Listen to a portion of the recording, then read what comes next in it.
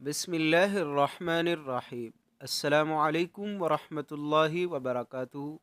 امید کرتا ہوں کہ آپ سب دوست خیر و عافیت سے ہوں گے۔ ناظرین، مشکل ہے نہیں بلکہ تھی ایک ہی دفعہ پڑھنے سے مسئلہ حل۔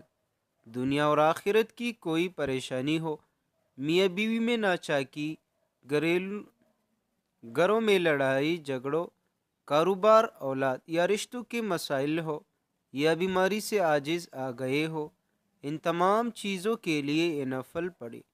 2 رکعت نفل صلاۃ الحاجت پڑھیے۔ سلام کے بعد اسی حالت میں کسی سے گفتگو کیے بغیر 3 بار درود ابراہیمی، 3 بار سورہ یاسین اور 3 بار درود ابراہیمی ضرور پڑھیے، اور نہایت خشوع توجہ دھیان سے اللہ تبارک و تعالی سے اپنے مسائل اور مشکلات کے لیے دعا کرے۔